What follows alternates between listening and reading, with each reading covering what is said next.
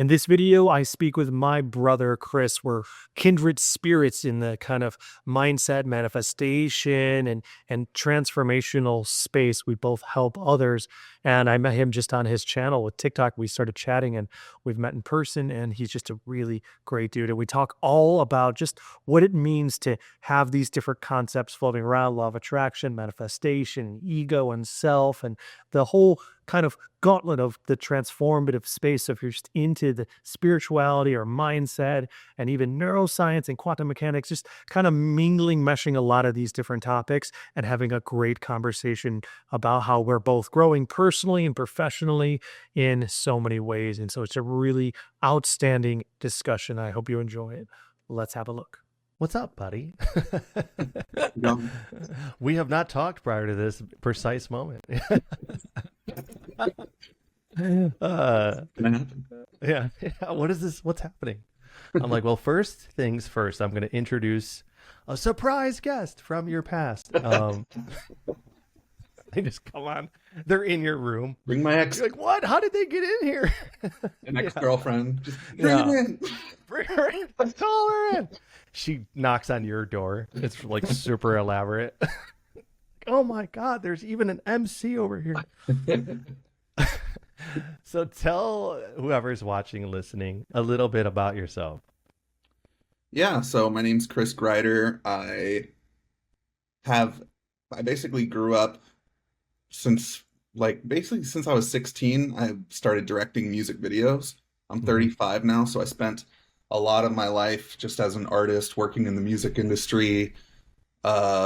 Just sort of, I never went to college or anything like that. Just kind of like learned how to, I don't know, I was just a natural with video. Mhm. It just like, it took me on a whole path. It brought me to LA. It started a whole life of just creating visuals with musical artists. And I want to say maybe like in the last 5 to 6 years, it's been a little less of that as I've started to shift more into a passion of spirituality and just learning. I want to say it was in 2017, I had this big sort of shift where I was going through a depression and like a heartbreak. And it's funny how like these spiritual awakenings, as people call them, usually happen from like the hardest times in our life, right? It's like pressure making diamonds kind of thing. But up until that point, my worldview had always kind of been a little bit of a victim state, or a little bit of like, I didn't believe in any sort of magic or higher power. I just thought everything was random and chaotic, and I just felt very alone and very depressed. And so 2017, I was just trying to get out of a funk, out of a depression that I had been in. And yeah, somehow I just like started getting deep into meditation and visualization and asking a higher power, even though I didn't believe in a higher power. I was just like, if there is a higher power, like, show me a sign, show me You're like this. not putting all your chips in, but like, hey, if I was anybody's desperate. listening. Yeah, Yeah. like I felt desperate for anything, and I had friends that were telling me like, ask God for a sign. I'm like, I don't believe in God, and I'm like, just do it anyway. And so I was just like, I went on this path, and so yeah, I started having some really like some beautiful synchronicities and like magical moments, and then it just put me on a path of wanting to learn and explore spirituality. So then in like 2021, I started my TikTok account. I call it Aspiring Alchemist. Where I just talk about spirituality, and it's just been steadily growing and finding the right people that resonate with me and what I'm learning and what I'm teaching as I learn. That's how we met. Yeah, exactly. My presence on TikTok, your presence on TikTok. What was one of the most powerful moments during that journey of like awakening that kind of like transcended time and space and really was like an earthquake of realization? Man, there's so many, but you know what? I'll actually start. Do you mind if I start with like a small one and then build it to a couple bigger ones? I do mind. I think our time here is done. All right, cool. So, I mean, great chatting. Talk to you later. Bring in the other guest now. We'll show him. You always used to do this with me too. Yeah. Bring in the person that I've had the worst fallout with Yeah. my entire life. She's here with her child. Is it yours? Maybe. Okay, well, actually, this is so. I'll tell you a couple stories, but Yeah. when the build up. when I was first doing the whole like, if there's a God, if there's a God, and I felt stupid even talking because I felt like I was talking to nothing, but I was like, if there's a God, like send me a sign, send me this, send me that. So I was doing that for a while where I'd be like, if there's an awareness upon me right now, show me a whatever. I'd say like a blue butterfly or a whatever, right? And then it would show up, and then I'd be like, oh, of course, the rational mind, trying analytical mind. yeah, and then Yeah, and yeah. then people, oh, the reticular activation system, oh, it's this, it's that. It's like, okay, well, I'm taking the magic out of it, or like I'm not. But I remember like starting to have certain little things happen where, for instance, there's this grocery store down the street from my house, Vaughn's. I don't know if you have it in San Diego, Yeah. but and I've lived in this place for like the last 14 years. Actually, I thought about that yesterday. I'm like, this month, as of this month, it's been Oh, wow. 14 years. And for 14 years, or at that time, I guess it had been like 9 or 10 years that I had been going to Vaughn's like every other day. And they've never had what do you call it? Like a free sample stand. And I remember being in Vaughn's like, and again, I walk in there like at least like 5 times a week. Yeah. For years and years. And I was there and I just remember like having this light, like, man, that'd be nice if they had like a free sample like thing here or something. And I turned the corner, and all of a sudden there was like a free sample stand with like chips and guac, like a person doing like chips and guac free sample, and I was like, whoa! And I was learning about manifestation, and I was listening to all this stuff about, and so I was like, that's pretty. That was like one that really struck me right away, and I was like, okay, that's fucking really weird.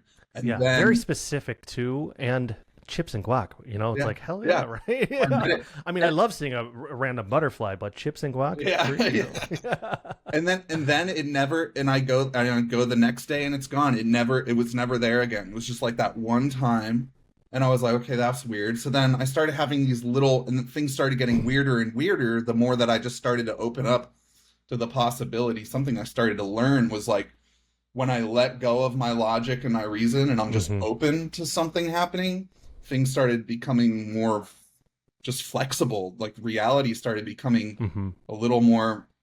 I mean, I could understand how some people would go crazy like in these sort of things. I don't think I ever felt like I was going crazy. I just was starting to see magical things happen.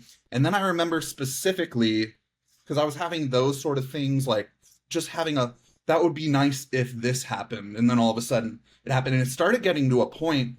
Now, keep in mind, I was also meditating every day, and I was like, I was actually tuning into so much love, like anywhere, like if I was just looking at strangers on the street, like, because I was listening to a lot of Abraham Hicks and Wayne Dyer and this idea of like, we all come from one source. And I'm like, what if we're all just this one being? So I was entertaining it more and more, and I was just like loving more and accepting people more. And like, as I did that, things started just going wild. And I remember this one time specifically, I was like driving, and all of a sudden I felt like a presence in the car. I felt like something watching me. And that was the first time in my life I ever actually felt that God was real or something. And like, or like, wow, that's great. And it felt a little unsettling actually, because it was like, I felt something like looking at me, and I felt like it knew everything I've ever done, everything I've ever thought. Like, and it's like a lot always of vulnerability there. Yeah. Yeah. I felt like it's something that's always been with me. And I knew it all of a sudden. I remember specifically where I was driving to. I remember it so well. And I remember thinking to myself, like, is it, judging me, or is it, but then immediately I was like, no, it just loves me. And I felt my heart like open, and I was like, I'm just loved. Like, I'm just completely loved and forgiven every moment of every day. Like, I'm just like learning. Accepted. Completely accepted. And yeah, exactly. Well, that reminds me, I say this thing sometimes where I say, God never forgives because he never condemned in the first place. Yeah, like, exactly. Like, yeah. It's not like this thing that needs to happen for you to be accepted, because it's just the way. Acceptance is the way. There is no judgment and stuff. I want to talk about something that I think is brilliant, and that a lot of people maybe going through this, entertaining these ideas on their own path of awakening or spirituality or mindset, whatever it is, the rational mind, the logical mind, isn't actually logical and rational it's limiting because it searches for evidence as to why potential cannot exist. It doesn't search to create evidence of why it should be this way. It goes, well, based on what we know, that can't happen because blank, blank, blank. So it's literally building a case against infinite potential, which is a limiting belief. So a lot of rationale can be swept out of the mind if it's not empowering our experience, because it's not giving you some sense of understanding when we're being rational. It's actually making you feel comfortable with your ego believing you've got it figured out. And then we're not allowing ourselves to expand to the idea of maybe I don't have it figured out, and maybe that's what I'm supposed to be doing right now, is releasing what I think I know to welcome what I don't. And that is limitless. And that cannot be comprehended. It cannot be understood. And maybe if I start kind of navigating life with that mindset instead of like, maybe I don't need to know how this works and put the rational, logical interpretation around it. Maybe I just need to go more into that like spirit-based functioning and that limitless perspective and see what happens from here. And that's when I think magic starts to really reveal itself for a lot of people, because they're stepping away from the actual conditioning of having a limiting perspective, because they're going away with rationality and logic, and they're still out living their life and looking both ways before we cross the street. It's not like we're fluttering around like, I'm a free little fairy, like floating around in the world. Nothing can happen to me. It's like, no, dude, I'm still going to tie my shoes and I'm going to lock my doors in my car. Like, I'm not being irrational. But when it comes to the limitless potential of creation and possibility for the kind of reality I want for myself, I'm going to do away with it. And let's just see what happens. And that's, man, it's just fun. Like, the reality opens up in that way. But there's like in the beginning, there's like a turmoil where you're kind of like wrestling with the rational mind, and that creative spirit force is like trying to gain some momentum, gain more real estate within your experience. Yeah. And maybe we can touch on this later, but I've also, for me, it's like I've had it open up and then I've also closed again and gone kind of like go back to sleep a little bit. Like I feel like right now I'm at a stage in my life where I'm not as aware and open as I was 2017, 2018, 2019. Like it was like all day, every day I'm talking to my spirit guides and my friend. And like now it's like sometimes I just forget that like they're here with me. Like I know it in the background, but it's like I've gone a little bit more into like getting pulled into 3D things or whatever, and just like, so for me, I've seen growth is nonlinear, and I want to talk on that more in a minute. But while we're still on this point of what you're talking about with the logic and everything, do you think it could be as well that like it's hard for people to let go of their logic or reasoning because it's kind of like scary to start thinking that you're God, like that you are a piece of the divine, and that because that's a lot of responsibility. You have to say I create reality, and that's like. It's multifaceted. Absolutely. There's like, oh man, one, if I'm suffering and I'm equating that suffering to circumstance, and then I'm told, I learn this revelation that it's actually not the circumstance, it's my interpretation of it, and it's my energy that's creating the circumstance. So in a sense, I'm creating my own suffering. And so a lot of people don't want to be responsible because they don't want to be held accountable for what they've created. And other people are like, okay, well, maybe I need to forget what's happened to me and what I've created up until this very point and focus on the present moment to create a different experience for myself moving forward. But some people just can't get over that hump of like, oh, so you're saying I created this whole entire experience for myself, because a lot of bad shit happened to them. So there's that. And then it's like, it's like riding a bike, for the first time, you're kind of getting comfortable with the idea of this balance. You're wearing a helmet, you're wearing, knee pads, at least kids nowadays are. And you're going out and then you're trying to like, okay, let me stick to the road. And then you expand and you're like, well, let me go on a trail. Let me do a jump. Let me do a trick. Let me race my friend. And you kind of get comfortable. But in the beginning, you're deathly afraid of falling. So when you start learning about this stuff, like to your point, the pressure of getting it right is the old reactionary ego coming in and trying to interpret with this new knowledge of the, applying pressure, anxiety, stress, etc. But eventually I think people kind of progress through that with continued momentum and everything. But it's the same fear-based reactionary ego mechanism of the soul responding in this new spiritual awakening, trying to kind of take back control from the present moment into the ego-based perceptions, and it's scary as hell, but just persevere through, and to your other point, I feel like what you were talking about, like 2017, 18, being more mindful, I feel like that was the inhalation.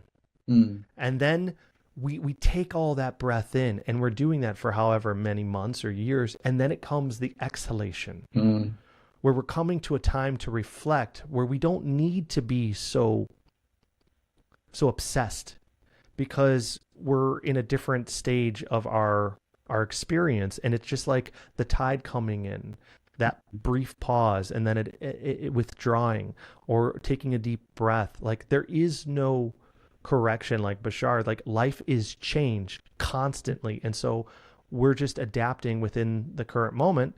And then how do you feel compared to now and then, with you maybe getting caught up in the 3D? And is that your ego stealing away the present moment and interpreting this in a way that's disempowering you? Right. And you come back to your truth, your revelation of everything is presence. So just let me come back to presence. And if I'm creating music videos or coaching people or talking about spirituality and I'm present, and I'm not walking around like wide-eyed like a kid at a theme park, like everyone is one, maybe that's okay. Maybe that's fine, well, as long as I accept it and I'm not allowing the ego to, reject it.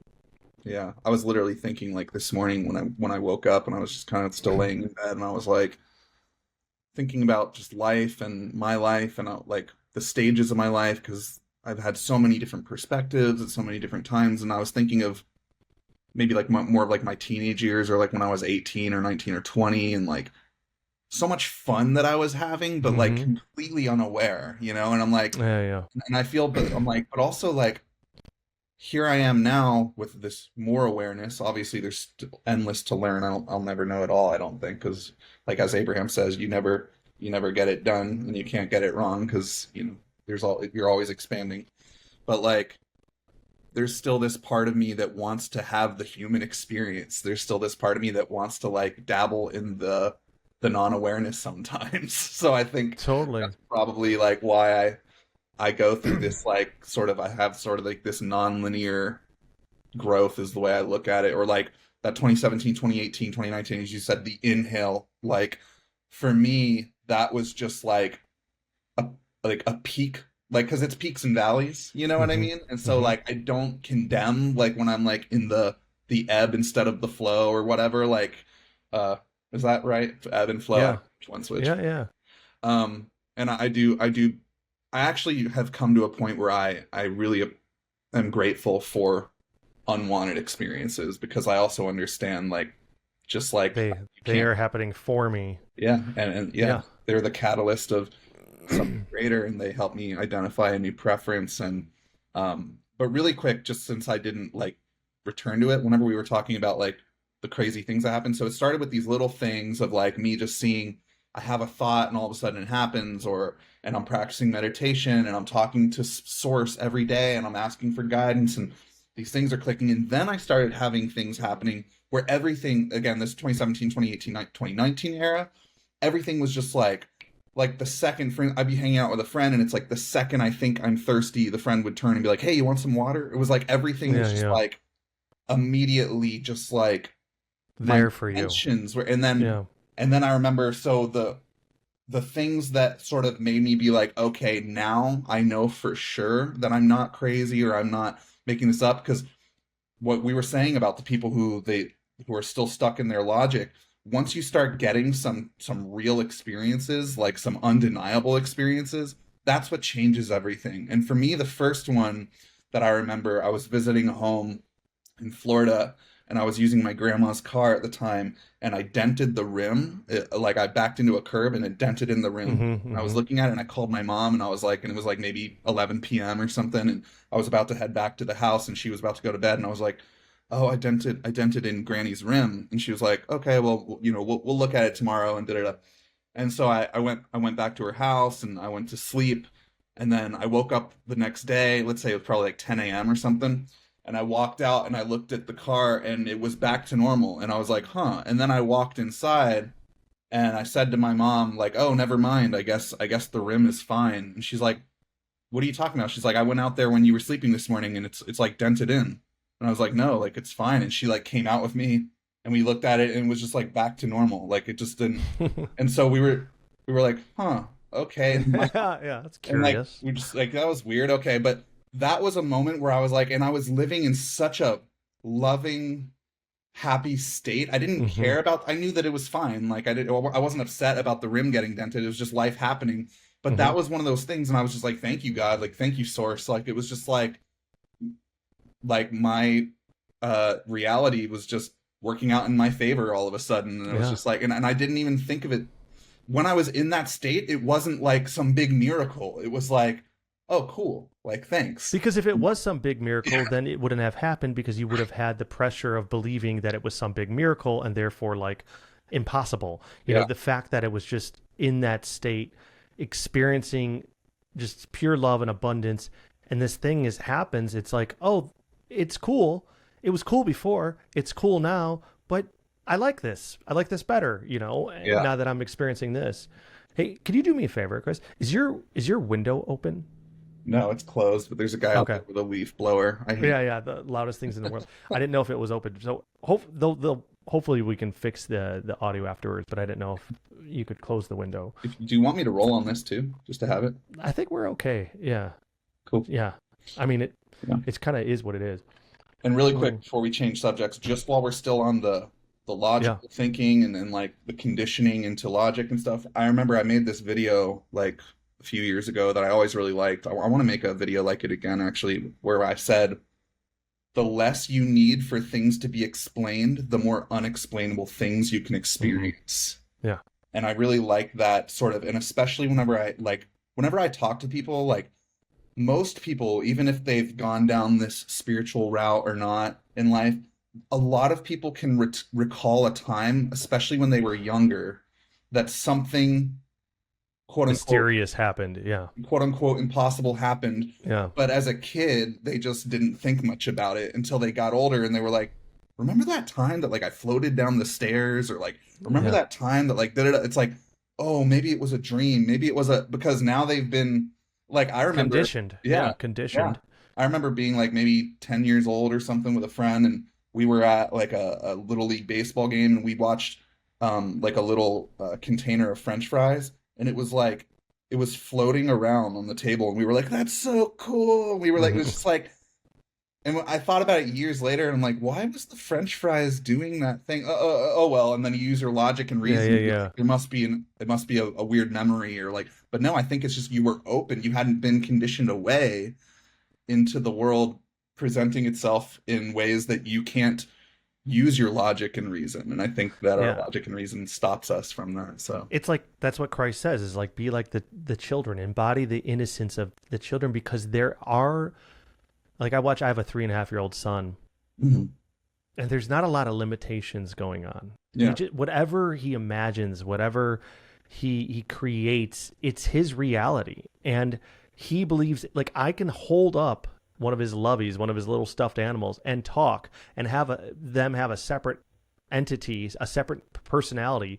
And he believes it's happening. He believes it's them, even though he sees me talking and stuff. And he loves it. And it's just there is no limitation. And so then you're experiencing anything can be magical. But then we're conditioned. And it's kind of funny you talk about, being a kid and like not knowing how much fun you're having yeah, and how free you are because life is kind of taken care taken care of for you, like bills Okay. and money and food and shelter and schooling. And all we really focus on kids, as kids, when we get up into the teens and middle school and all that, is our own self-value and image. So everywhere we go, we're positioning ourselves like, how do I look compared to them? And what do I have? And this and that. And that's the whole mental game. Yeah. So that whole mental game is so like intrusive and everything that we can't recognize how freeing life really is. Yeah. And then we become adults and we carry through the burden of figuring out our self-value and image while having to take care of ourselves. Mm-hmm. So it's like now we have to actually go make money and get food and shelter and all these things on top of trying to figure ourselves out. So it's like, man, we had it so good back then, but we didn't. It was just, you don't know what you don't know, you know? It's interesting for me. I think that leaf blower is about to be done finally. Okay. It's so annoying. I hear it getting farther away. It's interesting for me, like when I look back at childhood and younger years and stuff like that, it's like there was and I compare it to my adulthood. I guess because now I'm just such an optimist or whatever, I think that about how everything's working out for me and stuff. Like I see it as like, oh, there were aspects of then that were great because, like you said, I didn't have to think about bills, I didn't have to whatever. It was like I just go play with my friends. But now I really love being an adult because I can do whatever I want whenever I want, and like, no one has like I'm not under anybody else's like, sort of supervision rule. and Yeah, I'm like I can go I can literally like it's really freeing to be like, wait a second, like I'm a full grown person now. Like I can literally just like there's no I was gonna say there's no rules, but you know what I mean? It's like I can stay up late, I can do this, I can go wherever I want, I can drive my car over here, like I can and when you're benevolent, there's really like there's no rules in a sense of like you have unbridled opportunity to explore and experience kind of like whatever you want whenever you want. Yeah. And that is pretty spectacular. Yeah. Yeah. So what just to jump to now, what would you say is missing out of life, if anything? Is it this sense of like wide-eyed awe navigating life again, or something else? Well, I understand that nothing's really missing, right? And like we're whatever, anything you can think of, you're already connected to. You just got to tune yourself to it and all that. But I think for me, I've become so content. See, I used to be like so ambitious. Be like, oh, and there still are all these dreams that haven't yet been fulfilled. But like in 2019, around then, I was like, I want to start this band. I had this great band idea. Like I had all these great songs and like all these things started to manifest. Like Travis Barker showed up in my life for like a second and was going to play drums for my music. And then that didn't happen. Like all these things started to, and like I had this big vision of like, anyways, I wanted to tour the world playing in a band with all this music I had written. And like, I wanted to make movies and I still have all these movie ideas and like all these things, but from like 2018 and 2019 and 2020 even, like I was just so like ambitious and like I could visualize and get into a state of just like seeing that future life of like these big grand things that I was doing, these big accomplishments, right? And somewhere along the way, at least now, and maybe that will come back, maybe that like I guess passion. Excitement. Yeah, but it's almost like I feel like it doesn't really matter anymore. Like I'm kind of like I'm so at peace just being right here, like going for a walk, having a coffee, just being present, like going to the beach, like being in nature, like looking at the trees and the birds and the people on the street and just like, so it's weird because I'm not living like this bouncing off the wall enthusiasm, but it's like I'm just so okay. That like it's beautiful and I'm very grateful. But if I had to think of something missing right now, it would be like a drive, because it's like, oh yeah, I'm gonna write a book. I'm starting my podcast now, which I want to have you on my we talked about that. Which I think I'm about to release the first episode like in the next couple weeks, and it's different, it's like it's more of like a TV show in a way, like just me and a guest like sitting sitting in nature, watching the sunset, and just hanging out, and it being documented really cinematically. So I'm finally starting that. But like, there's a book I want to write, there's this, there's that, but like I'm sort of right now not having like that drive to be like, yeah, I'm gonna sit down and work on this thing. Like it's more just like I'm just gonna go with the flow for the day, and put it off So tomorrow. So there's this is so brilliant, and I love that you're bringing all this up.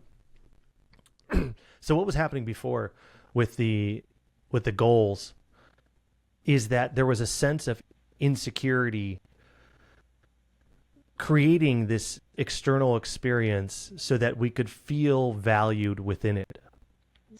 And it would, because you said being successful, doing this, doing that, and there's going to be praise and acolytes and celebration and all that come with it. And then as you progressed, those things were just vessels to feel fulfilled within self.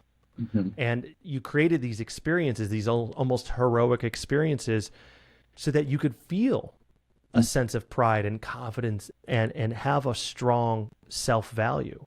And then as you went through your spiritual journey, you didn't need the theme park, the mundane, the present moment going through. You're finding fulfillment within that.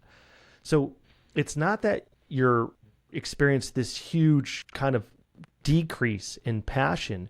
You actually experience a big increase in fulfillment, which then tilted the scales, making you believe that you're less passionate. But your passion was this sense of finding yourself and your purpose through creation.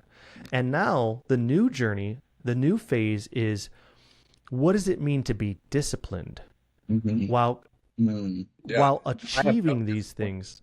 That is a limiting belief. Well, so yeah. And you're true. That's true. I meditate every day. That's exactly. It's like there's it's bullshit, because I could find 12 different things that you're very disciplined in. Brushing your teeth, showering, eating, arranging your dishes. Like there's discipline everywhere. But you're looking at the places where you are not disciplined and then saying, I don't have discipline. So again, it's just a limiting belief, and then you're finding the evidence in your reality to align with the belief. So now it's all a matter of, okay, let's say I have all this beautiful fulfillment day to day, and I can go get myself a latte and be like, I am God. I am free. I am fulfilled, right? And it's like, okay, that's great.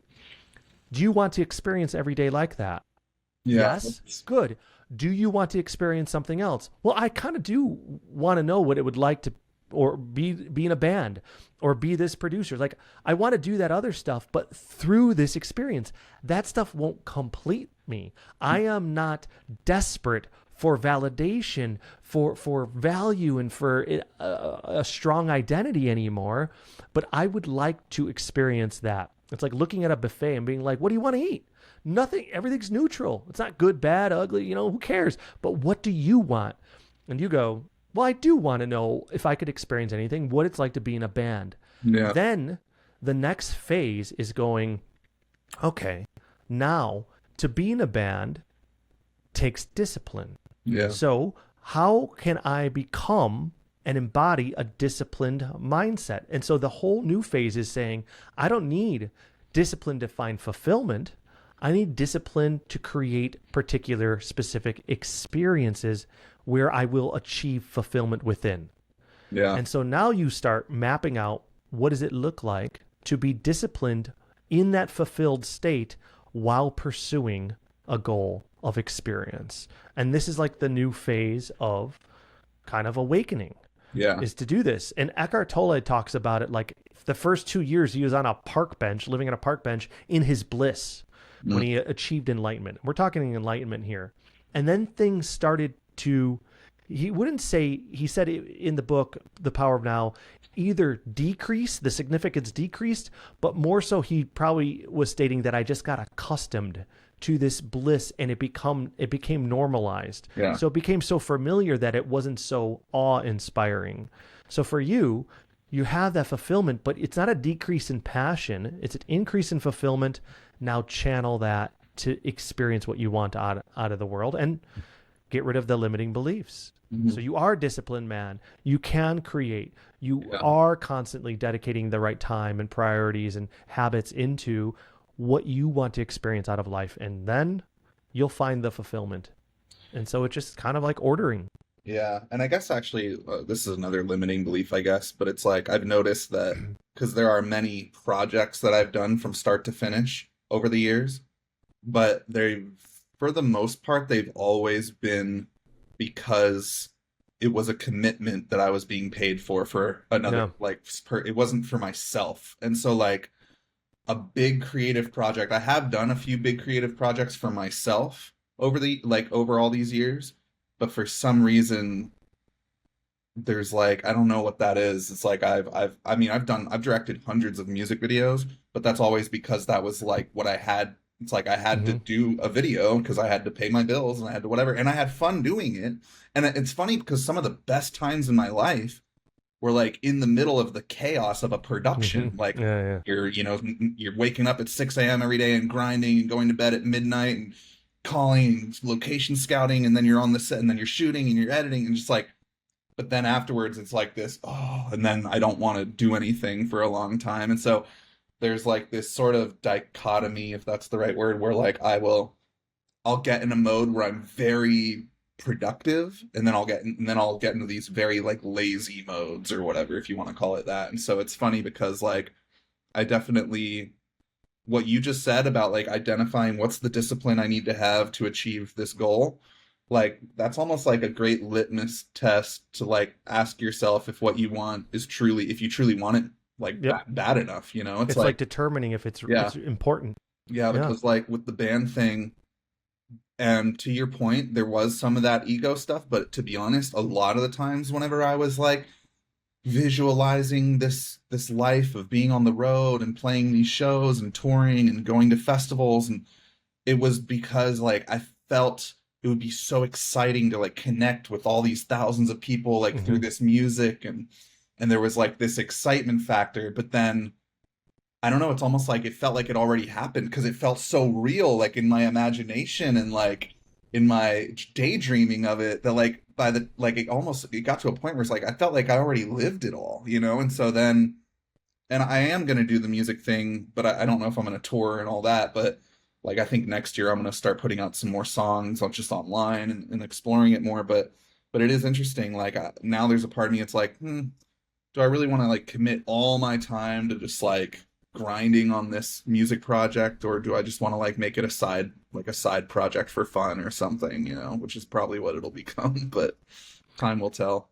And catching, you know, like that, like how do you know you're going to be grinding? Because you're a completely different person now, and just because you were grinding before, maybe there's a different experience out there where you can create, manifest, where you're not grinding but just finding the fulfillment in that experience as well. So it's true. I like to use this as a compass. When we take regret and we point it backwards in time and we go, what do I regret? It can be a virus and a disease that can like kind of eat us away. Things that were mistakes, actions we took, actions we didn't take, and it can eat away at us. Okay. So it's a negative force when we're looking back. But take yourself to your deathbed in a week, and you just got hit by a bus and you're on that street in LA and there's people around you and everything's getting blurred. What would you regret not pursuing then? From this moment, this breath right now, take yourself to that moment or 2 years down the road and go, what am I going to regret not experiencing, not being successful at, but not experiencing the plight of trying to make it big, the path of becoming an amazing film producer, the journey of a spiritual teacher, whatever it is. But when we take regret and we kind of point it forward of going, what would I regret not experiencing in life? And when you sit down and ask yourself that question and meditate, marinate in that, clarity comes, because there's things and answer the question. Like now, what is coming up with the time that you have? Say if you're given 1 year, what would you regret not experiencing? I think it would be more so like, oh, like, I didn't get closure with that certain person, or like it would be more like relationship things, or and to be honest, like if I was, everything's blurring and I'm dying, like I just got hit by the bus, like there would be a part of me that was just saying thank you for this a beautiful, Yeah. beautiful life, and but there would still be a part of me. It's like there's so much I wanted to do, but it's hard for me to think of a specific thing. It literally would be like, I wish I had started my band. I wish I had made movies. It kind of would have been all this stuff I'm talking about. It's hard for me to like think of one. This is Very, great. Okay. it's like So, I would have pursued myself as an artist more. Like, okay, perfect. So now we have direction. Do you see how we got rid of a lot of stuff? We got rid of, I don't need to be a chef. I don't need to drive a bus. The first thing that comes though is that person. So that relationship closure or whatever. So then create that closure yourself, write them a letter, either send it or don't, and share your truth. Write it out there, send them an email, send them a letter, hit that send button, or just write it out and see how you feel afterwards. yeah, That was the first thing on your radar almost, right? yeah. Well, Then right away, I think of like certain people that like, yeah, just kind of like friends or people that like you lost touch with, or like just had a weird ending of our Yeah. relationship, and it's like, like, there's a part of you that thinks one day that'll come around, and that'll heal. Not Or if we whatever. don't. Yeah. Yeah, exactly. And so it's So like, write those down, mhm, because that's basically soul telling you this is the most important actually. mhm, These are the most important. It's not the creative endeavors right now. mhm, Do this stuff first. And it's like a checklist. You're putting your highest priority items on top of the checklist, right? Think about it. You're like, okay, I gotta wash the dishes, and I gotta go clean the garbage out, and I gotta go to the bathroom real bad. Like, what are you doing first? right. Right? You're going to the thing that has that almost sense of urgency, Mhm, and spirit source just gave that to you. It said, yeah. Chris, make amends, Mhm, find closure, come to peace first so that you can be free of that. mhm, And then come back to what it's called mind storming. Write down. Once you write those letters, once you get the closure, then step 2 is write down what you want to experience as a creator. mhm. Not just talking like divine creator. We're talking about Yeah. like music or Artist. art Yeah. or whatever, an artist. And then write down what you would want to do. And you're like, okay, a band. What kind of music? Be specific. What is your role? Then, film producer. Boom, this. Writing the book. Boom, this. Okay? You're going to write all that stuff down. And then you're going to read over it and like let the energy almost pull your finger to the one that you're drawn to the most. Mhm. It's going to have like the highest gravitational force almost. And you're going to be like, I don't know, like for some reason, this book, it feels like, and it may just be the easiest. It may just be like the most doable now This is because my- starting a band, This is all my this. rational mind too, though, because then my rational mind is like, well, I've got traction going as aspiring alchemist, so it's like the book would be the thing to. It's like this is the thing with me is like my conscious mind is often like analyzing all limiting. this stuff, Yeah. you know what I mean? Leave it to God. Yeah, exactly. I mean, dude, you saw, like, we met on TikTok and I was growing. I stepped away from it for a long time, a year and a half over. And Mhm. then what happened was life opened up way more than my conscious mind could predict. Because I thought it was through TikTok and social media, and it started not serving me. Because I felt kind of beholden to these videos and making and editing and producing and scripting and posting and all that. Yeah, and all the comments, and you're getting a flood of opportunities, people who want to work with you, and all these things. And I felt like I was burning out. And I knew I had to step away, but I was like, but it's going so well. And then all this opportunity, when I stopped doing that, because I didn't feel like a creative doing that, I didn't feel grateful. I got to the point where I had to step away. And it was a hard decision, but I was like, I need to lay this down. Mhm. I'm putting all this pressure and stress and all these things. And then my world opened up. Like I landed corporate gigs, speaking engagements, all these other things that I could have never like consciously predicted. Mhm. So don't listen to the The pragmatic, practical, rational mind where it's like, yeah, but things are going really well. Who Right. gives a shit? Because things are going to go really well in some other arena or some other way that we cannot predict, because God is poetic. God is so much more poetic than you ever could be.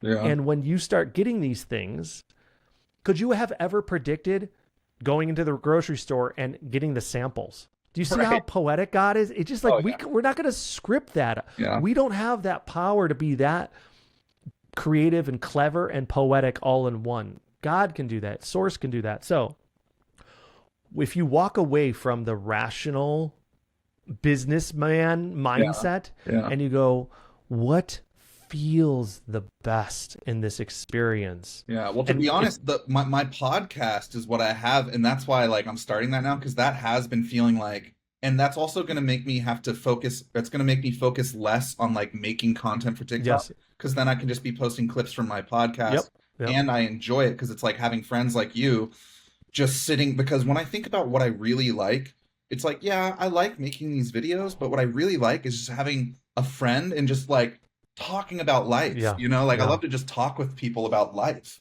and not like trying to educate. I think that just happens in the process of just chit-chatting with people, but like I just want to document me chit-chatting with people because it's fun, and so that's kind of where I'm moving right now. That was my aha moment too, is that I was doing TikTok videos and like social media stuff to help people experience transformation. Like that was the goal, and that's what felt the best for me, because people, when they'd have their aha moment, they'd have their breakthrough, they'd have from my advice when I'm coaching them or through social media or corporate, whatever, that's when I feel the most alive. Mhm. I feel like I am embodying like my purpose, like my spiritual, soulful purpose. And I feel that that's when I'm experiencing life, within in this realm, not like being a dad and a husband and stuff, but that's when I felt the most alive, like, and the most grateful. And then I started getting weighed down by the pressures of like performance of videos and all this other stuff. And that's why I started this podcast, because like I want transformation and I want it live and raw, and I can pull segments from the videos to give to people for educational purposes and inspirational, motivational, and all that stuff. But if I can actually do that live and transform somebody's life, like our lives right now are being transformed. We're going to leave this, both you and I, being better versions than before we started. Yeah. Okay? Truly. And I believe that about everybody that's coming on, and then about myself. And then I was like, oh, just do this. And then you have all the limitations of like, why? Well, TikTok's doing real well, and now you're going to start from ground zero and all these things. And it's like, but you started that channel from nothing. Exactly. And then you created everything. Yeah. And so we forget this stuff Mhm. because we're trying to control the process, and it's fear-based. It's limitation. Yeah. And so when you go the podcast now and you go all in on that, go write the letters to the people, go try to do your best and ask yourself what closure would feel like to you, and then the aligned steps will present themselves. And then take the creative process, be like, okay, so say I'm doing the podcast, is there something else that I can do simultaneously? Writing this book, creating an outline, getting the band back together, whatever it looks like. But it will kind of surface on that page, and you'll be like, now that I feel a little bit more gravitational force towards this, what is the first step I can take? And then every day you're writing those down. I have a notepad right over here where it's like, here are the things I need to do today to pursue that experience. Yeah. And then the discipline comes in, holding yourself accountable, setting up a structure of habits and routines and lifestyle, making priorities, setting reminders. All this stuff then becomes a matter of elevating discipline so that you're actively pursuing this and you just feel fulfilled every step of the way. what advice do you have to people who like, because I don't want to affirm this limitation or whatever, but like there has been a pattern in the past. That doesn't mean this will be the Yeah. future for me, but there's been many times in the past where I am very like, okay, here's what I'm gonna do. And I write Driven out, and and I'm gonna do this and that.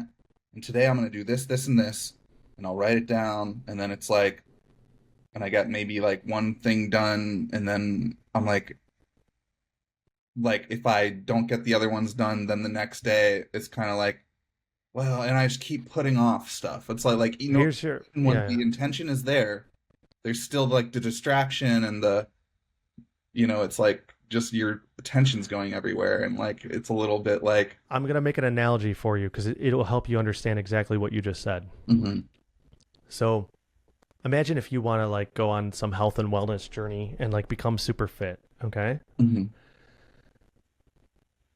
What happens is you go to the gym the first day and you do 100 push-ups and 100 squats and 100 dips and pull-ups or whatever, right? And you feel like, oh my God, I am the best. I am so fit. Look how amazing I am, right? And you feel really like good. yeah, Because before that, you did literally nothing. And now you go into this space and you find all the evidence of where you were successful. And then you go back to the gym and the next day you're only doing 50 push-ups mm-hmm, and 50 squats and dips and all that stuff. And instead of looking at what you did, you look at what you didn't do. mm, So think of it as a pitch in frequency. The frequency from going from doing nothing to being really successful that first day, you could hear that pitch rise, you know, and it's going up. And then when you go there, you find evidence of not the reality. You find evidence of the non-reality, of what you didn't do, what you didn't accomplish. And then your pitch, your frequency goes down because you start acquainting your identity, your value with being a failure because of what you didn't do. And it's always an impossibility. That first day you could have done that and been like, well, I did 100 of each of these exercises, but I didn't do 200. So I wasn't a success. But you didn't think that way because your perspective was trained to find evidence of improving from 0 to anything above 0. But then you go back and you start gaining some discipline, some momentum, and now you're looking at what you should be doing mm-hmm, instead of what you are doing. Therefore, the ego creates that gap, which makes you feel like you're never enough. And then you start acquainting with the identity of being a failure, being or lacking discipline or accountability. So what you do is this. Say you go to the gym the first day and you knock out all those great workouts in 100 sets or reps or whatever. You go, look what I did today. And you find gratitude and pride within what you did. And then you go to the next day and it's a third of that. mm-hmm, You go, look what I did today.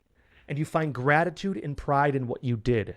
And then you go the fourth and the fifth and you find gratitude and pride in what you did. And you set goals, but you always tell yourself, I'm proud of you for what you did. It was better than nothing. mm-hmm, And then what happens is neurologically, you start building the confidence of a man who is successful and disciplined because you're not looking at the non-reality, you're looking at the reality. mm-hmm. And then you continue setting goals and you give yourself grace.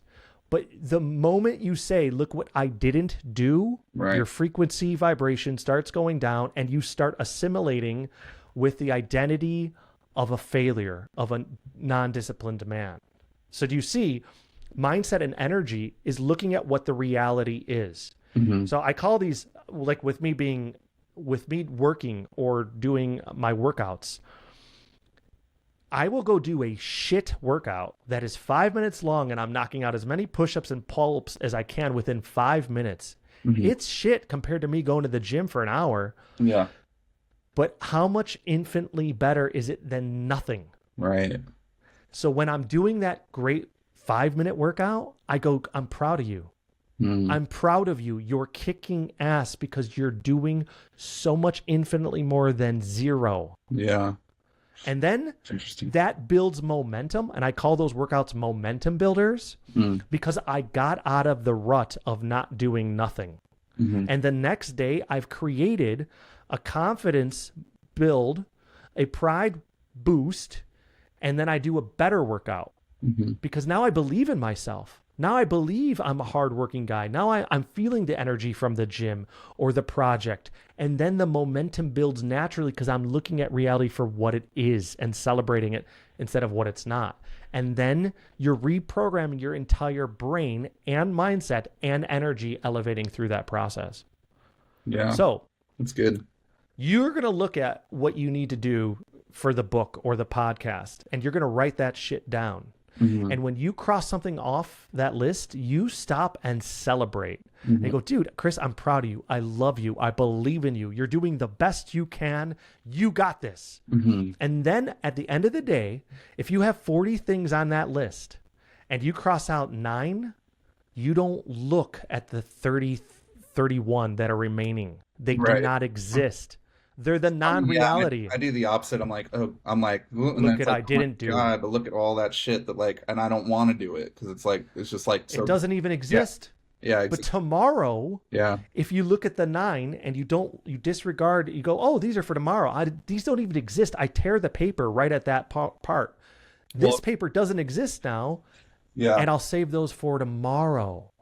And now I am a successful individual. I am prosperous. I'm productive. And then you start building the confidence and claiming that identity, which then builds naturally. And you could just almost see that expansion happening live when you have that interpretation as opposed to what you didn't do. Yeah, it's interesting how like when focusing on what I didn't do or whatever, or really just downplaying the little bit that I did do, thinking it's not enough or whatever, like what that does is just make me want to procrastinate everything because I'm like, well, it's like, and not take action. I rather than go watch a movie or watch TV or like do something like just like it's like I choose the comfort. Like I'm just gonna go to something comfortable, like instead of taking an action because it almost feels like too daunting. Because I am thinking about like what you said. I'm thinking about something that doesn't exist. It's tomorrow. It's like whatever. You know what I mean? So like, you ever have that bag of cookies? Or that box of cookies. Bag of cocaine. You ever have that bag of cocaine and you just can't stop, Chris? I mean, like, that's me. Tuesdays, Thursdays, and Saturdays. You ever have a bag of cookies? Yeah. Where you, like, eat a few of them and you're like, I might as well just eat all of these right now so I don't have to eat them tomorrow. You kind of convince yourself that you're doing the future you a service by being the opposite of what you want to be, like healthy or whatever, right? Yeah. That's what you're doing. You're just saying, oh, look, proof of me not being disciplined. Yeah. Well, not being here's the evidence. Yeah. Then I'm just going to do it. So you're only finding the evidence to confirm a subconscious belief about yourself. Right. And then you're saying, you win. You win. You're the one who's finding it and then determining that you are that. But if you look, like if I was a lawyer in that position, right? And you are the prosecutor because you're being hard on yourself and you're looking at the non-reality. So I'll step in all late into the courtroom. I'm sorry, Your Honor. Freaking traffic, right? You know, I come in, I'm like, I'm Chris's defendant. So what are we doing? And the prosecutor's, well, Chris is a lazy son of a bitch. He only did this little stuff today. I go, okay, compared to what? You have to determine what the value of that is only based on what it's compared to. Mm-hmm. So your ego goes, well, that one taskless thing is bullshit compared to 10 taskless things done. And I go, okay, well, that's because your comparison is 10. Your Honor, what if I put the comparison at 0? Yeah. How good is the one now? Yeah. And the Honor's like, well, the judge is like, well, that's a good point here. Chris is actually pretty damn successful. Good job, Chris. You're a disciplined son of a bitch because you did way more, infinitely so, compared to 0. So everybody always does this in their mind when they interpret their value, okay? They go, I am not successful. I am not going to be successful because of blank. And the comparison is a non-reality or somebody else that doesn't exist that is a distant, far off horizon compared to where they are. Improvement, strength, whatever. You can come in and be like, well, what if you compare yourself to the guy who's living on the street who gave up at life. Because you're saying you're not successful because you're working say successful, but yeah. No, but like this is what everybody does, not just you. But I see like, everybody goes like happiness, so I am successful. But yeah, like, but I know what you like. Except for in the moments where you're equating your discipline, you're not happy there because you're looking at the non-reality, and then you're saying I'm not disciplined because you're looking at the comparison, a fabrication of delusion where you would be more successful. So I can come in as your lawyer and be like, well, let's look at Chris doing absolutely nothing except for a bag of Coke every morning. And actually, he may be pretty disciplined, after a bag of Coke and get a lot done. Yeah, but true. like, do you see it's based on your comparison in that moment? When you're identifying with not being disciplined, ask yourself, what is my comparison? And then that will gauge on the fact that you're creating a delusion. And then you can come in and create this defense attorney and be like, well, let's compare ourselves to doing nothing. Let's not even change our underwear for 3 days. Let's not feed ourselves. Let's not brush our teeth. Let's not shower. How disciplined am I compared to that guy? Yeah, exactly. And be like, oh yeah, dude, I got my shit together. Right? I am very proud of my my meditation discipline. But it's because I love it. I love meditating. It's like and to me that's something that I've built. Okay, watch. Yeah. I'm going to prove it even more so now. Why aren't you meditating more? Why aren't those sessions longer? What do you mean you're successful? Bullshit, you are. How many times do you meditate a day? Only 2? An hour each? Dude, come on, man. Come on. There's people everywhere doing like 7-hour sessions, bro. Take a vow of silence. Yeah. But do you see? Yeah. So you equate what you do it's all relative to being enough. Yeah. And that's it. So when you're disciplined, start activating that part of you where you're like, maybe this is enough for today. Maybe I've done enough and I'm proud of myself. Well, you know what's unique about me, and this is like another weird element to it though, is like I'm so non-resistant that like, so I'm just having a conversation with you right now and I'm just observing or pointing out the fact that like there is a lack of action in certain things, but I don't have an emotional feeling to that. I don't feel like I'm not enough or something. Maybe it's almost like my level of radical acceptance of things in life. It's just almost like, oh, well, like I'm just, maybe I lack certain action or discipline towards fulfilling a goal, but it's not like, it doesn't hurt me to think that. It's not like I'm like thinking less of myself. It's more just like I'll make peace with it. It's like, oh well, that's a strong space to be. Yeah, it's like, well, I must just enjoy being lazy. And when I say lazy, I mean it almost like in a funny way. It's like, it's not like a negative connotation. Yeah. I like using that word sometimes because it's a funny word, but it's like, I'm almost like this like lazy little sloth, like hanging out in the tree or something, like just loving the moment, but it's like, yeah. Well, here's the entanglement between everything that you're talking about. Okay. Based on your perspective, what you're telling me is this: you may be accepting and fully embracing like not being disciplined and being lazy and not having that as a negative connotation where you're not feeling like disempowered, but what you're equating is being successful to discipline. Say it again. So you're equating excess to discipline because you have told me that I'm not achieving these things because I'm not disciplined. So you connect both success in like a artistic endeavor or whatever to being disciplined because that's the way you've presented this. Yeah, more like achievement. And then achievement. Yeah. Then you're saying, I'm okay. I'm at peace not being disciplined. I'm okay with that. There is no emotional feeling. But subconsciously, consciously, you believe that discipline is a necessary variable to accomplish this achievement. Yeah. So think of Neville Goddard with the law of assumption, where if we get rid of the discipline factor within the process and we go, what if I can achieve something and I'm going to get rid of my logical mind and I'm going to step into the infinite potential of creation. What if I can achieve something without discipline? Right. So you're removing that variable. Or you go, what if I can create something with discipline and I'm just perfectly at peace with whatever level of discipline I embody on a day by day basis?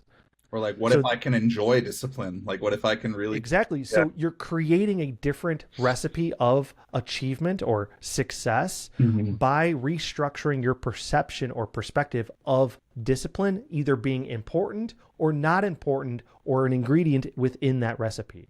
But Mhm. right now, the way that you've got it constructed, it's a part like a staircase leading to achievement.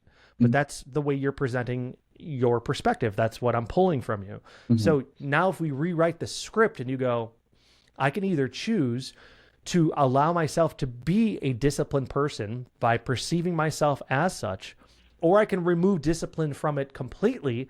And it's not about being disciplined, it's about being present within whatever I'm doing, and that will naturally lead to achievement. The law of assumption is I don't need discipline.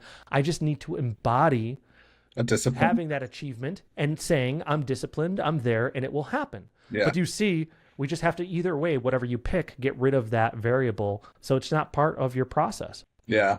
Yeah. That was fucking easy. You just get rid of discipline altogether, right?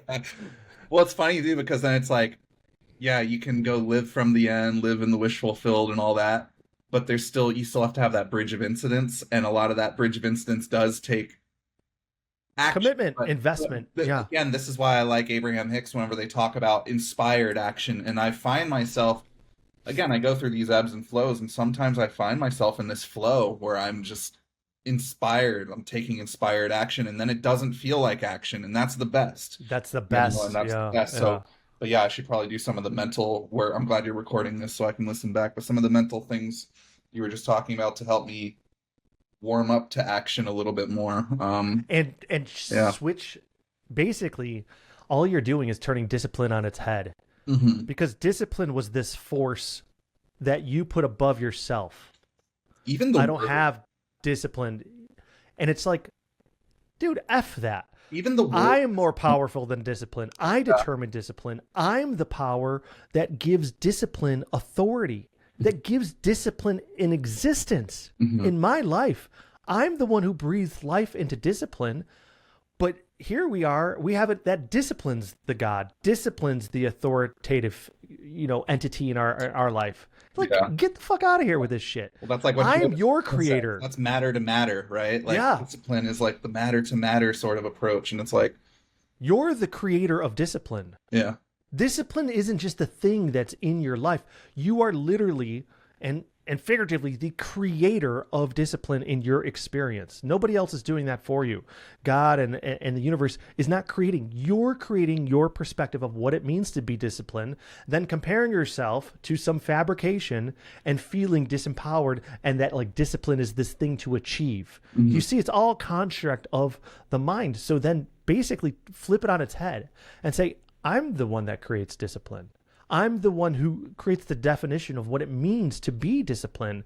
So I can create that at any moment and feel that I am successful being disciplined. And therefore, I'm retraining my actual neurological brain and my mindset and my spirit to come together, that trinity, to feel that I'm not just disciplined, but that I am successful, that I can achieve anything I want, because disciplined people achieve success. And if I believe that, I've just become a disciplined person. But you've taken like the tier above the mindset of what it is, or the interpretation of discipline. Do you see how it all like works there? Yeah. It's like a restructuring of priorities. You are the creator. right. You've got the authority over discipline, not the other way around. Love that. Well, what about Yeah. you though? Like, what do you feel is missing in your life? Like, if you got hit by A the big bus, bag of Coke. other than a big bag of Coke, which is missing from all of our lives. Let's be honest. No, I'm just kidding. So I reveled in this yesterday. I'm just So my gonna whole take this clip out of context and post it. yeah. It'll do really well, I guarantee. Both of us on there. What are these guys really on? We found out.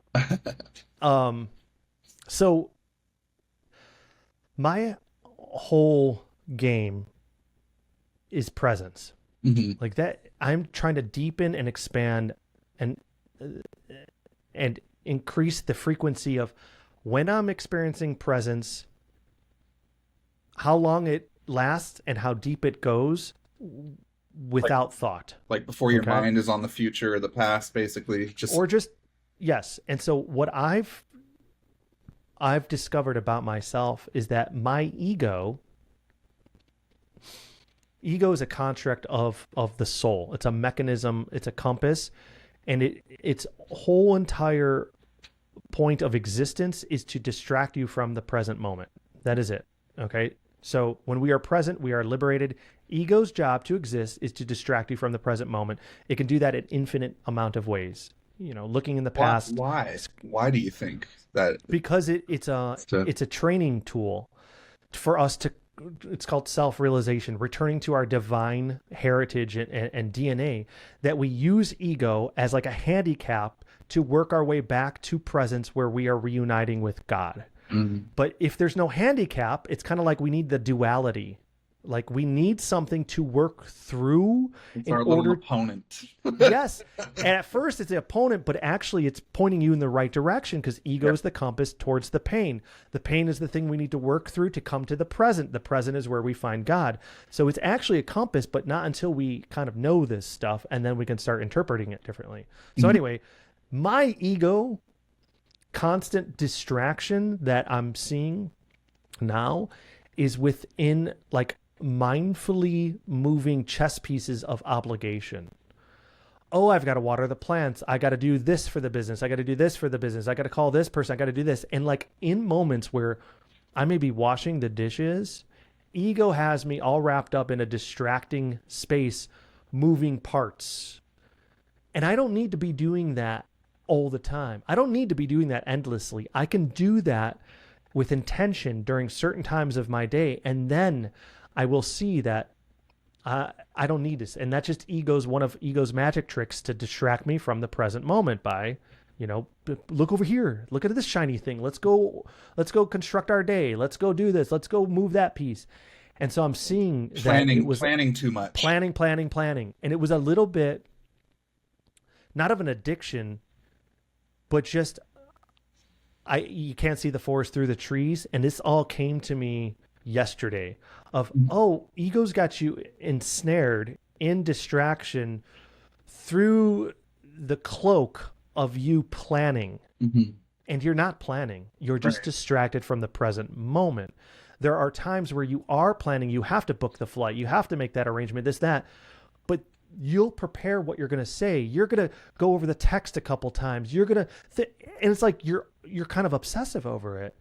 And then you're always mapping stuff on what you have to do to run the household with your wife, to run the business, and to do that, all these things.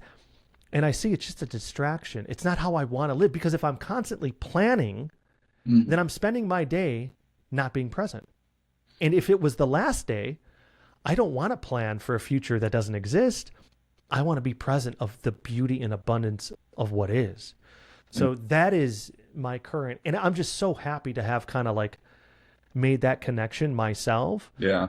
Because now when I start planning, I kind of chuckle and smirk at ego. I go, well, not today, ego, and I come back to the present moment, and therefore expanding, lengthening that dance with presence.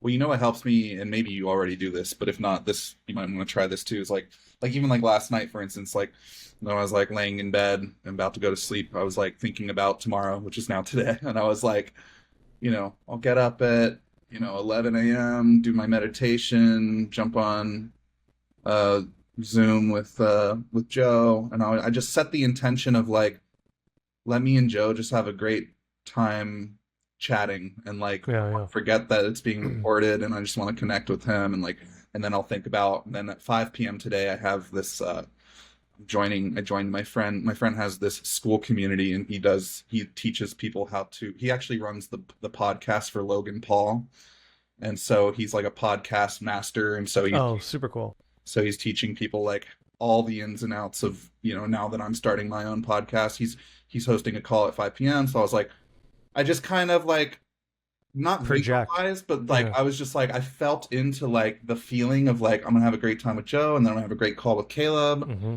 and maybe I'll go for a walk, and like and then I fall asleep, and then I wake up and I do my meditation, and then everything else kind of becomes automatic like throughout Yeah. the day or something. So it's like a I little do the same thing yeah. in the morning, barefoot in the grass with Hmm. after affirmations, taking in the rising sun, and I just see my day, and I call it positive projection Hmm.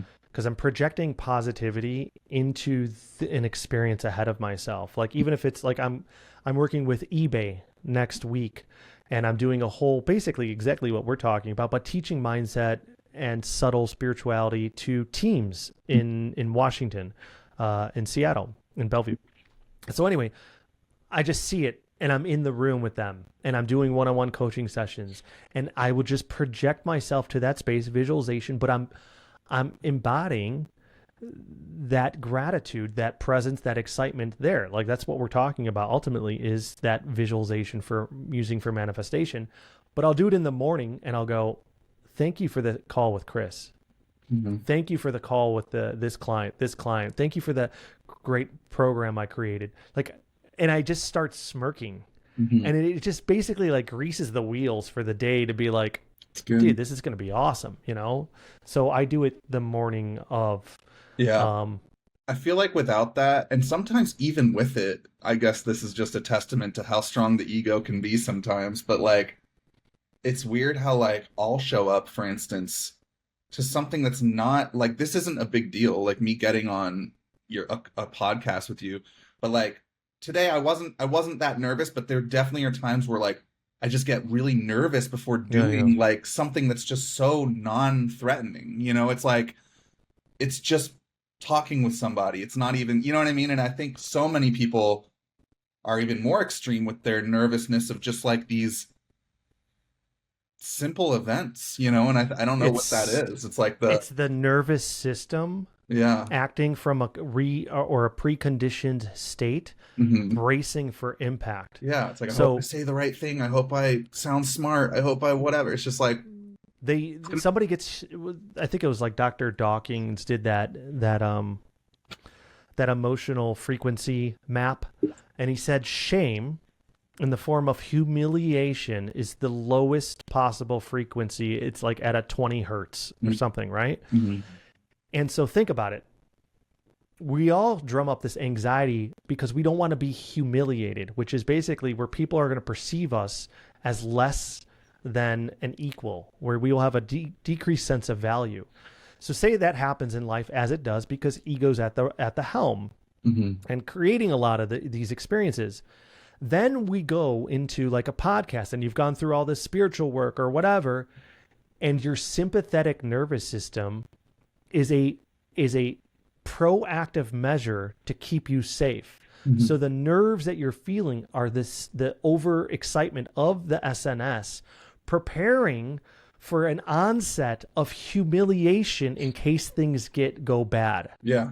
That's like, And so it's just a conditioned response. And what we do in this, I will do this before public speaking. I have a whole story about that, but way too long for our time. But basically, before I get on stage, I'll do a breathwork tension exercise to chill out my sympathetic nervous system. And I'll say, you're safe, man. yeah. You determine your own value. I love you. You got this. You're going to resonate with these people and you're going to embody authenticity. And they're either going to love it or not. And that has nothing to do with me. And I'll invoke these positive perspectives, these affirmations while doing the thing to regulate my SNS and emotional regulation through breath work and tension and everything. So it's pretty powerful stuff, but start doing that a little bit before. Yeah. And then what happens is the SNS doesn't get so riled up before these events because it knows now it doesn't have to brace for the impact of humiliation and shame because we're reconditioning it through these processes to activate or to kind of act a new way, a new evolved, in a new and evolved like manner. Yeah, I would even advise a person who like is really nervous or like even if they're doing the breath work before the event or the whatever it is that they need to do, it's like then just go to the worst case scenario and be like, okay, Yeah. what happens? You you stutter, you get embarrassed, you walk off stage, whatever, like, then what? Like, Stoicism does this, you're and it's still going to called be okay. negative. Yeah, it's Yep, like it's you're negative visualization, right? it's like, But then all of a sudden you shit your pants on stage and things are real bad. and then everybody forgets it a week later. Yeah, You know? exactly, It's like exactly. it all comes out in the wash. Yes. Well, hopefully the shit comes out in the wash. Those were my favorite pants. I don't know about the But yeah, yeah, the pants, jeans, the underwear. Hey, baby, what can we do? Ah, so good. Dude, this has been awesome, but it's like all this stuff is so tremendous for those of us learning and everything. So I would love for you yeah, to encapsulate like a cool message for somebody that's in a place like you. Like wherever you are right now in your life, and it sounds like you're undecided and you're floating through a few determined potentials. But what would you need to hear to feel empowered, to feel heard, supported, seen? I mean, honestly, it's just like you're already perfect as you are. Like you have so much going well in your life. Everybody, there are things to be grateful for, and your life is good. Of course, there are many challenges, and it's chaos at the same time in this 3D world. But we signed up for this, and you're eternal. You know, that's a big thing too. Just like thinking big picture, you're this eternal experiencer, like playing throughout eternity with all these other people too. Like we've all known each other in some way or another, and you know, you're gonna be okay, honestly. Like, and in terms of thinking about what your next move is, like just follow your highest curiosity, you know, and stay on track and really just keep remembering what you're grateful for. Like I always go to my health, like having your health. I remember hearing Alive. Yeah. I've heard this thing where it's like, you know, a healthy person wants a million things and an unhealthy person only wants one thing. And I've been there where I'm really sick or something, and it's like I would do anything just to be able to walk around. And it's like just taking a moment and just like humbling yourself. Taking a moment to recontextualize your life right now and see that you're blessed, you know. And then you still have struggles, and that doesn't diminish them, but it puts them into more perspective, and everything's going to be fine. I love that, man. Yeah, that's awesome. Well, thank you so much. I'm so glad we've become friends over me too. just like sharing this journey, and friend/mentor to me. And also thank you, man. Like we could talk for hours, obviously, but I know. we'll do that. Well, I can't wait for the beach experience. So when I'm back from Seattle, we'll get that scheduled. But dude, you're doing great stuff. You're really helping so many people, and including myself out there with your messages and the way that you frame things. It's very poetic. I appreciate that. And beautiful. And so keep doing the great stuff. And then, I don't know, maybe take your own advice today and just celebrate everything that you are. I'm planning. Including being disciplined. Yeah, true. Thank you. Yeah. All right, brother. Well, thank you. Stick around and we'll talk after this. And then, cool. Thanks again. This was super magical, super helpful, and beautiful. Thanks so much. Thanks, guys. Have a good one.